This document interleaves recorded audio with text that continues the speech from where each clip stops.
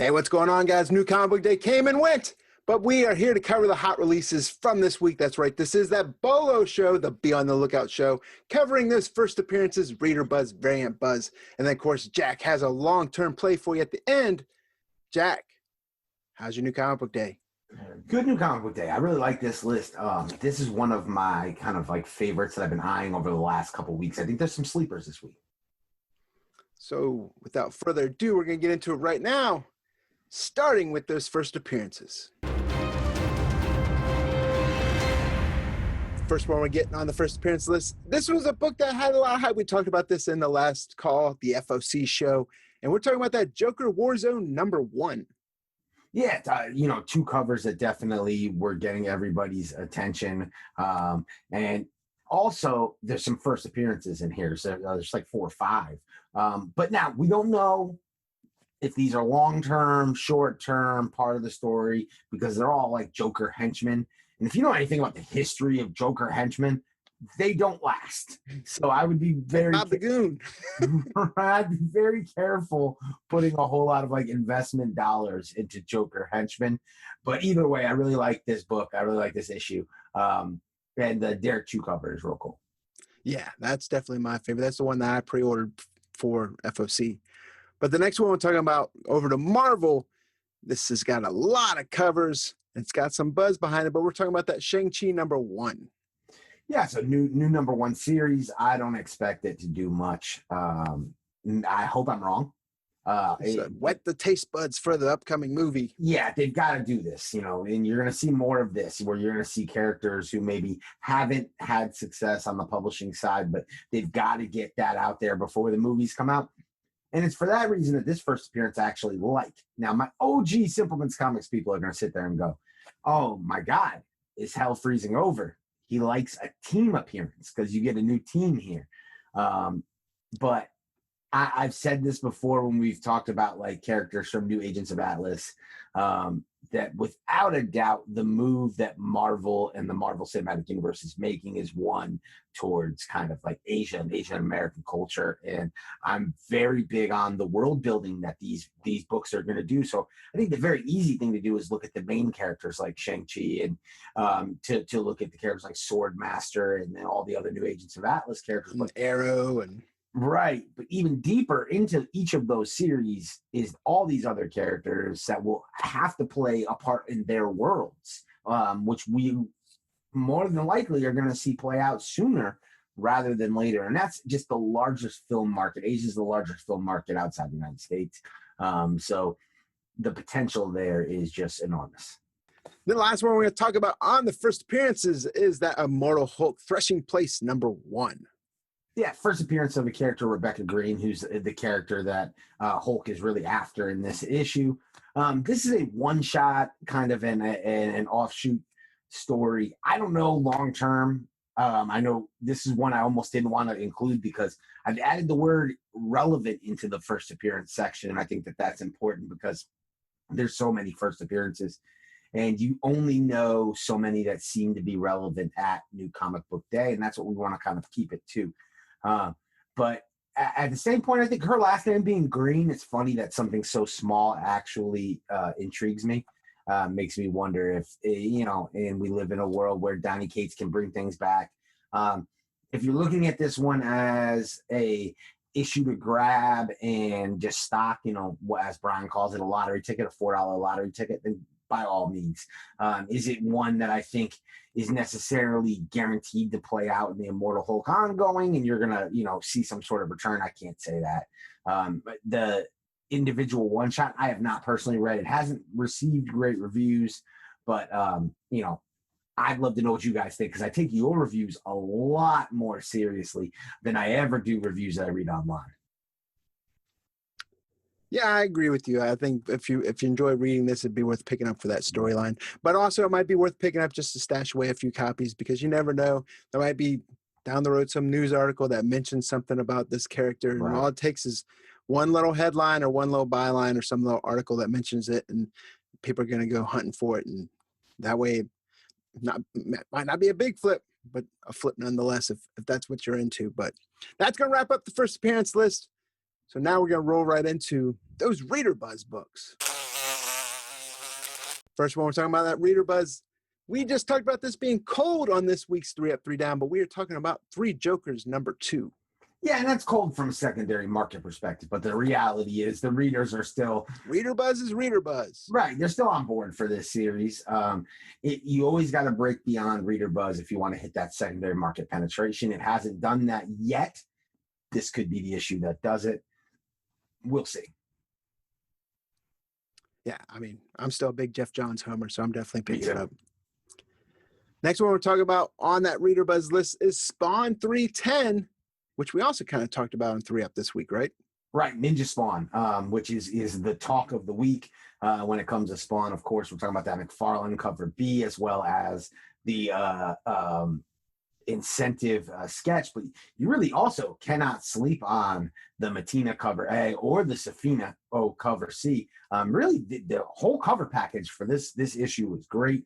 The series has been on fire since issue 300. I really got to say, like, Todd McFarlane is killing it, really doing his thing. And here's the other thing: not only is he killing it, and is he on fire, but he's not even like fully cashing in, or as some would say, selling out, because we tried to get an exclusive made with Spawn, and Todd McFarlane said, nope, no exclusives. He doesn't want to do any exclusives. So he's aware his series is hot right now, and he's not even milking it to its max potential. So I think there's a lot of potential in Spawn.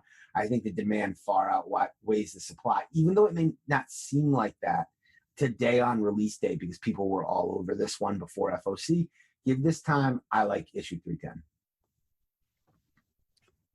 Next one, this is that big release from Image. It's got a lot of buzz behind it. We are talking about Department of Truth #1. Yeah, this is the one for Image this week. James Tynan, 1 in 100 variant, 1 in 50 variant, 1 in 25 variant, 1 in 10 variant, and names like, Declan Shelby and Inhyuk Lee and Mirka Andolfo, and Belladonna from Something's Killing the Children. You don't see those kinds of names typically in the Image incentives, that kind of package. But this is a major release. This is a book you and I had the privilege of reading a while ago. Excellent first issue. We have, of course, an exclusive variant. Not very many copies left on simplemenscomics.com or the 616comics.com. And that's not like salesman speak. That's just real talk. We are almost sold out of our Megan Hutchinson variant. It's a virgin cover, limited to 500 copies, on sale for $14.99 at those sites I just mentioned, simplemenscomics.com and the 616comics.com. But our cover also featured a little reveal from the story. We didn't play that up. We didn't want to spoil anything.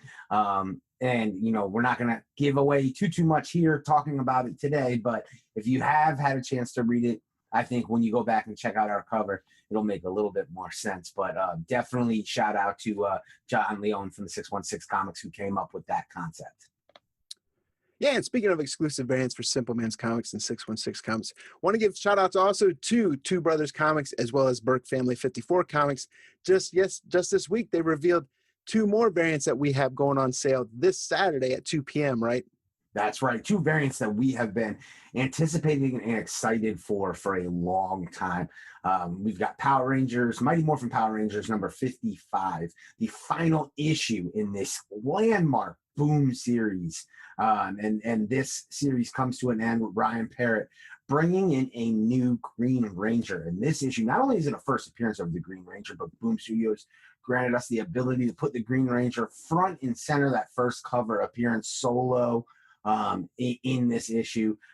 We have the amazing Jung Young Yoon doing our cover. $14.99 trade dress variant, affordable, limited to 1,000 copies. Again, available Simpleman's Comics and the 616 Comics. But that is not all, because we have a very limited virgin cover, only available in bundles, color hold, with that pop color Power Ranger popping out, the first appearance of that brand new Green Ranger. $49.99 on those bundles. And again, as Brian said, those will be available at 2 p.m. the Eastern time this Saturday. But that is not all, because we have another big release coming from the Ninja Turtles, don't we, Brian? Yes, we do. We jumped on. We got the last Ronin #1. We have that artist that we're in love with has done a couple variants for us. We got Hal Laren doing that. And we also got 2 covers for this one, right? That's right. And you say we jumped on this one. We jumped on this one. If this book hadn't gotten pushed back, we would not have had the opportunity to do this book. So we were extremely fortunate for that. And we did get to have Hal do 2 covers, an amazing cover. I call it the Gothic Gargoyle cover.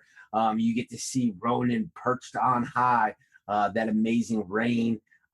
Virgin cover, limited to just 450 copies. Remember, this is a big prestige format, $8.99 cover price book. These Virgin books covers will be on sale, limited to 450 for $24.99. But that is not all, because Hal did something really special for us.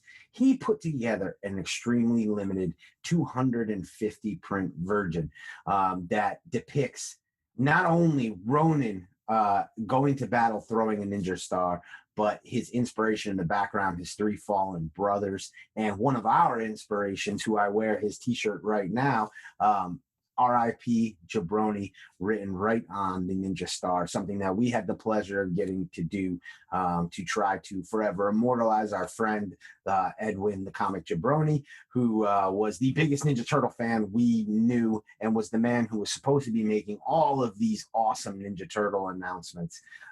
And the least we could do was to be able to get his name on that book and make him a part of TMNT and the Last Ronin lore forever. So those Virgin covers will be available for $39.99 on Simpleman's Comics, as well as the 616comics.com this Saturday, 2 p.m. Eastern Standard Time. Yeah, that wasn't the easiest win with Nickelodeon's approval, but we were able to get it through. And one thing that we were happy to do is be able to memorialize Edwin, because we all know, great friend, big Ninja Turtle fan. But those will go on sale this Saturday at 2 p.m. Eastern at simplemanscomics.com, as well as the 616comics.com. But back into the Reader Buzz list, we also got Avengers number 36. So I said there were some sleepers, Brian. This is one of mine. This is this could have been my long-term play. 2 reasons that I love this book. For number one, the issues before have done well, because this is a Moon Knight story. So this Moon Knight story has everybody interested. But not only is it a Moon Knight story, this issue in specific is Moon Knight versus Black Panther, a kind of combo of characters that has proven profitable in the past. Say that 3 times fast. But on top of that, you get this amazing addition to the trade dress on this issue, memorializing Chadwick Boseman. That little added touch is something that I think could be important long-term for Black Panther fans, for MCU fans, for just comic fans in general. I know when I saw that, I thought to myself, I need one. And I think that may be the reaction of a lot of people, whether they were reading this or not. So for those 2 reasons, I really kind of like this one long-term. And I don't think that it's going to be ordered enough to satisfy the long-term demand of this issue. Right, and then the next one on the Reader Buzz, this is one that's been trending for a while. And we're not even that many issues in, but we're talking about Strange Academy number 3. Yeah, it feels like we're like 20 issues in. You know why, Brian? Because it's 20 prints. All those late printings. I feel like we're talking about Strange Academy on a new release list, on the FOC list every week. But it's only issue 3. But again, I can't begrudge anybody who's hyped for issue 3. It's still available most places, and the variants. And I think people are sleeping on it, because you just got to look at what issue 1 and issue 2 have done. All they've got to do is keep momentum building. It's harder to get it to get it going than it is to keep it building. I believe they will, if especially with the way the late printings have done. So this is an easy pickup for me. Yeah, and the last one on the Reader Buzz list is an independent publisher that we're fans of. We're talking about Black Box Comics. They came out with that comic book Psycho list number 1 that, a year or so ago? Got a lot of Reader Buzz behind it. We're back again. They got Biggs and Tiny with Biggs and Tiny number 3 that's sold out at some places online, right? That's right. And Biggs and Tiny number 1 was a hit. It's about a $10 to $12 book on the secondary market. And the reader buzz has continued through this series, and now we've hit issue 3, which was sold out everywhere. And this is one of those books where, again, this is why FOC is so important. You definitely got to make sure you get your orders in before that final order cutoff time. You just can't trust the average LCS is going to have enough stock of these small press publishers doing great work like Black Box Comics. But plus, not all LCSs carry Black Box Comics. Right. Yeah. I mean, different LCSs, especially coming out of a pandemic, have different philosophies. Some go heavy big too. Some go wherever they get the largest discount, and all of these different things. Some go, pull box focused, where there's very little on the shelf outside the pull box, and all of those reasons. If this is a series that is something that you want to pay attention to, then you want to be putting these orders in at FOC. So I'm not surprised to see this one sold out at my comic shop, sold out at Midtown, and had people kind of commenting on social media that they could not find a copy. But that's going to wrap up the reader buzz. Now we're going to get over to the variant buzz section. Kick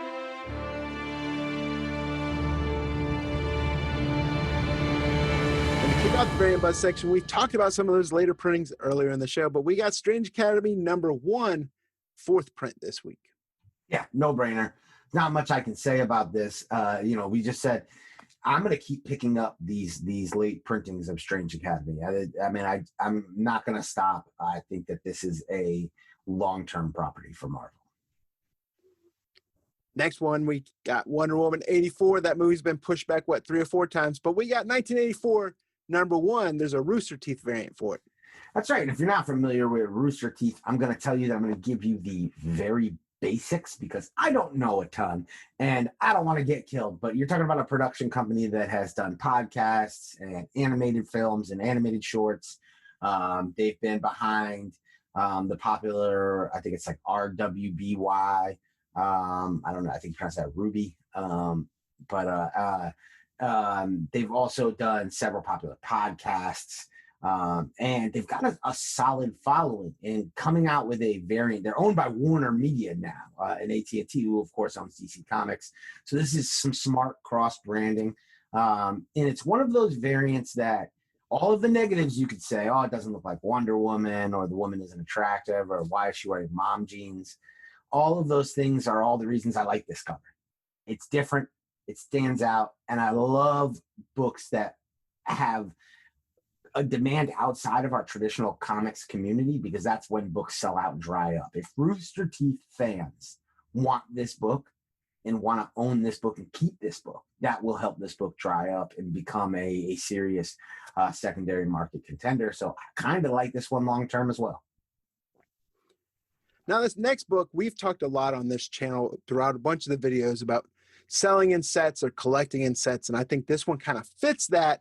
When we were talking about that Ice Cream Man #20, we're talking about that 3rd print, but another Dr. Seuss homage, right?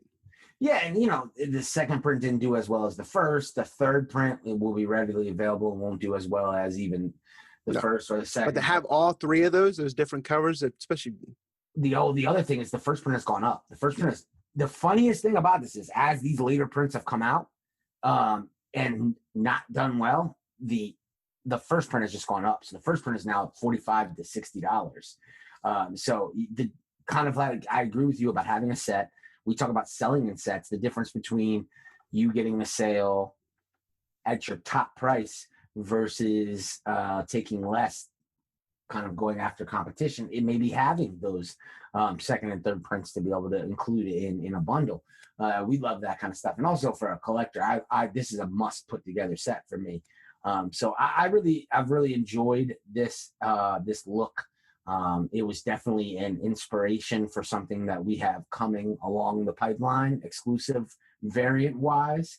And I will say, I will give credit where it's credit's due. I also have to say we weren't the only ones who were inspired by these Dr. Seuss covers, as Comic Tom from the Comic Tom 101 YouTube channel also did a Dune variant featuring the artist in this kind of Dr. Seuss look. So I think these have been widely popular. So while you may look at the 2nd and 3rd prints and say, you may sleep on them or feel like, they didn't sell because again, retailers were ready for them and they ordered them. watch what happens to these, Brian, over the next couple months. I promise you we're going to be talking about these hitting $15, $20 in the coming months. Yeah. You're going to see them showing up on top 10, hot 10 lists. Yeah, that's when they'll be talking about them. But the last one we want to talk about on that variant buzz is that Transformers versus Terminators #4. They got that 1 in 10 Freddie Williams variant, right? Yeah, 2 issues in a row that the market has started to pay attention to this. This is another one I have to give credit to the Mighty Mel V YouTube channel, the Drunken Chat Son preview show, that they talked about the previous issue. And I think it started some momentum going. Freddie Williams is one of those artists, man. He's been good for a long time. Yeah, I loved him on Masters of the Universe Thundercats. Right. Amazing on Masters of the Universe Thundercats. I love his Ninja Turtles work. His original art is fairly cheap, too. If you were to go on his website and want some of his original art, it's not that expensive. Not only that, if you meet him at a convention, sketches and stuff like that are inexpensive. He's incredibly nice. Talk about conventions. That's so right. What is that anymore, right? But yeah, he's such a nice guy. So he's always a guy that I've always felt like I don't understand why he isn't more popular. Now that I've really started to pay attention to the market more as we produce exclusive variants and we look at artists that get popular, I'm looking at Freddie Williams and I'm seeing this kind of like groundswell of attention where, look, this is an amazing cover. Yeah, I love this cover.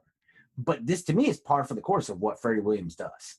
So, it'll be interesting to see if his star begins to rise and we start seeing him put into bigger spotlights. It would just take the right Marvel cover for him to blow up on a big level. So yeah, also if you're a fan of Freddie Williams art, Evolve Comics and Collectibles, they have a couple exclusive Teenage Mutant Ninja Turtle Freddie Williams variants, right?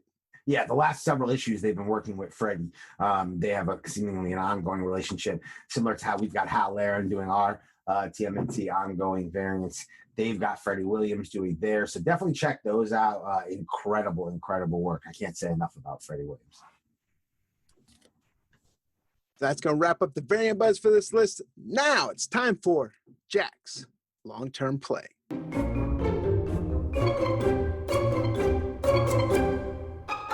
Getting into the long-term play, this is another one that we talked about on the last call show, right, for FOC, and we're going to talk about Fantastic Four #24. Yeah, so my argument for why this is my long-term play is the same argument I had for why this is a book that pre-FOC was one to pay attention to. And it is the popularity of Fortnite, but not just the popularity of Fortnite. It is the popularity of Donny Cates. This Thor run is amazing. And talking about Fantastic Four #24, immediately people start thinking about Fantastic Four and their popularity, right? And then people start thinking about the Fortnite stuff. And what's your opinion on that? Let's say you throw all of that out the window. You have an in-continuity Donny Cates Thor story. There's a piece of the Thor ongoing series in this book. You do not have a complete run without this book.